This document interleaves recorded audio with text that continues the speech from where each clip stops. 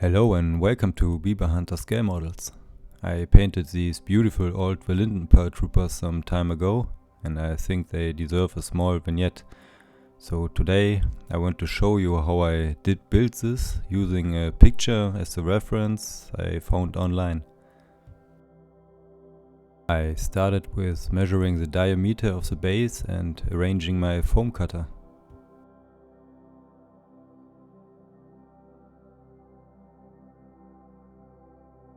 With that done, I could cut a square base plate. After finding the center point, I set the foam cutter to the radius and cut the round base.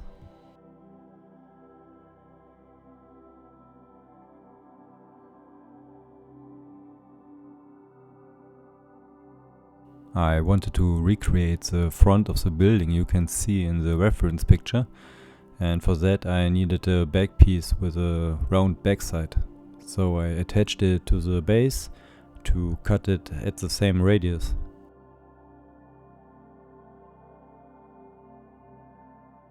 I removed the rough pattern surfaces with a thin cut.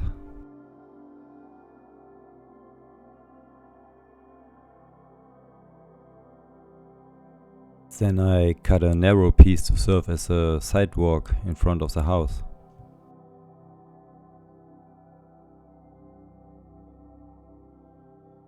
And marked and removed the axis.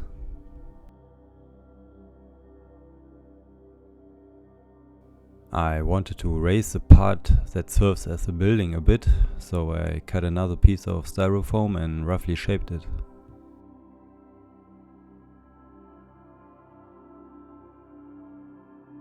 Now it was time to glue the sidewalk to the base and the two building parts together.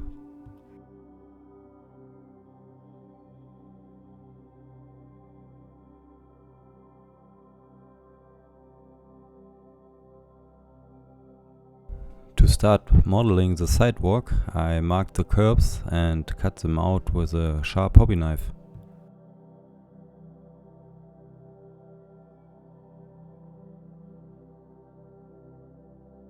To work out and enlarge the joints, you can use all sorts of tools, including modified popsicle sticks. I made this one when I was working on the house for my Sherman France diorama. Here I'm adding some damage and create wear and tear with my hobby knife.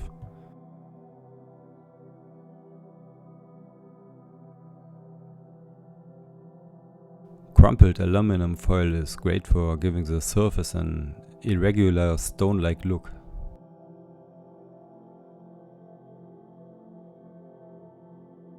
And a stiff brush is useful here too.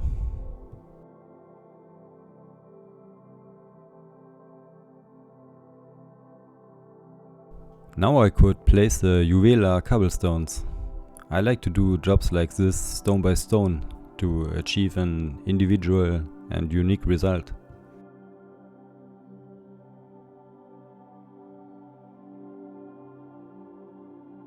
I cut off the stones that protruded from the curve, flush with the base using my Dremel.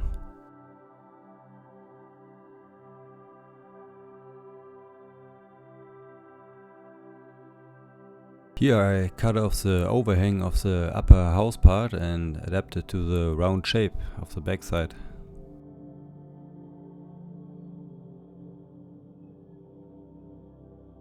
To make sure that the part later fits under the glass dome, I had to test the fit several times.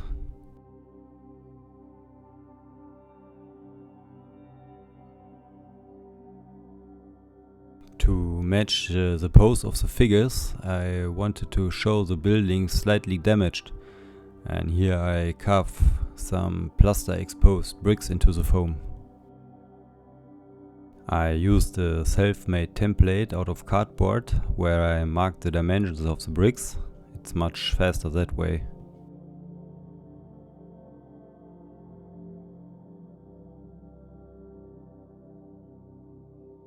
And again I worked out the joints with the help of all sorts of tools.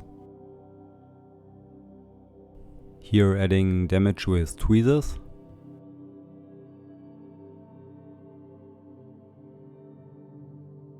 After determining the position of the window, I made a deep cut all around and removed the foam from the opening.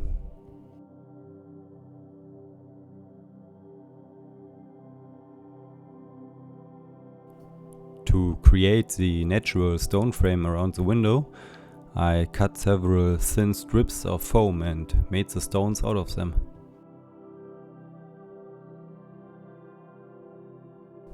These were then glued in place with wood glue.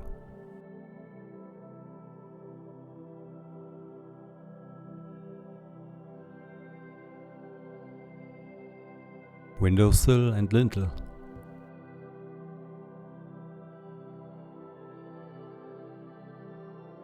The upper decorative stone was molded from several layers of thin foam strips and brought into shape with my hobby knife.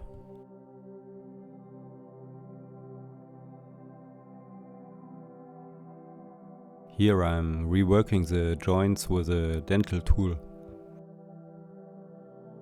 I also wanted to give the sidewalk a stone surface, and I did this using the known method with my cardboard template, a hobby knife and my self-made tools.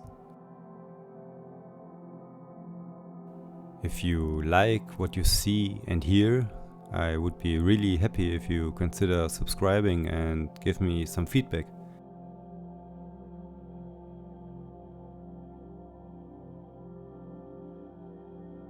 Now it was time to glue the building to the base, and don't forget to check the angle.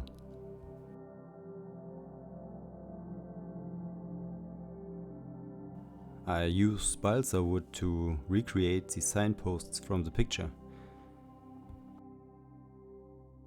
I really like to work with balsa wood. It's a great material, it's easy to work with, and you can almost recreate everything with it.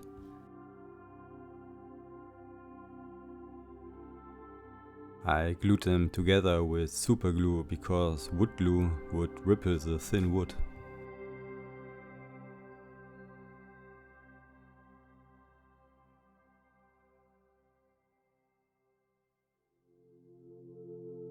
Since balsa wood is so absorbent, I sealed it with several layers of diluted wood glue, so it doesn't absorb the paint too much later.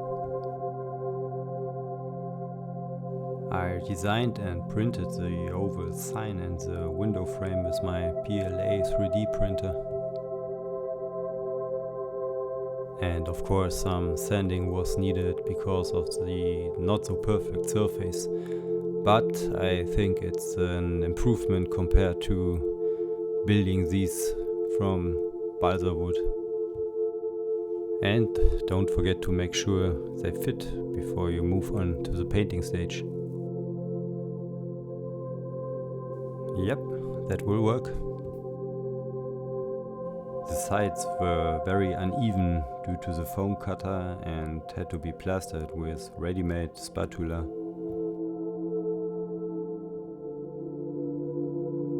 3 rounds of plastering and sanding off camera in my garage were needed until I was satisfied with the surface.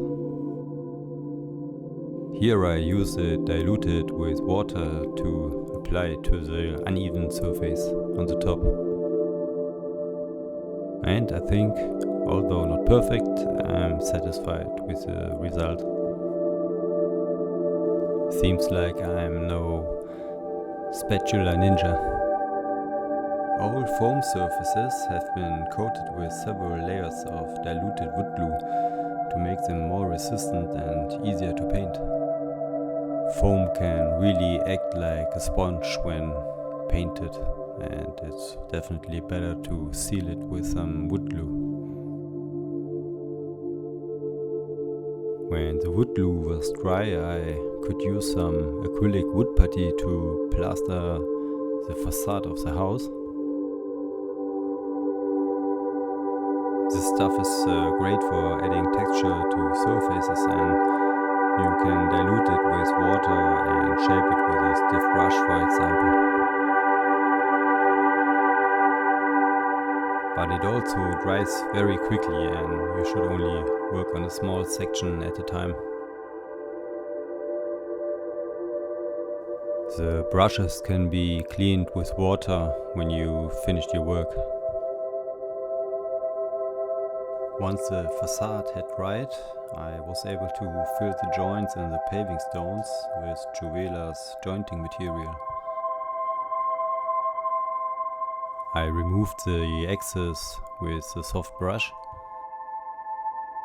and when I was satisfied with the look, I fixed the joints in place with VMS sand and balustries. This stuff is really great. It is not aggressive to the foam, it dries out rock hard and you can place it with a brush or drip it on the top. And for the sidewalk, the same steps were repeated.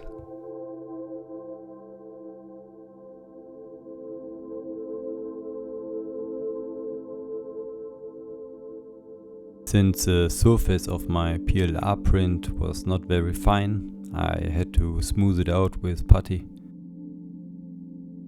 My first try was using Vallejo's plastic putty applied by brush. But after some sanding and a first coat of primer to see where I am, I realized I'm not done yet. So for the second attempt I choose the proven armor modeler variant, plastic glue with putty.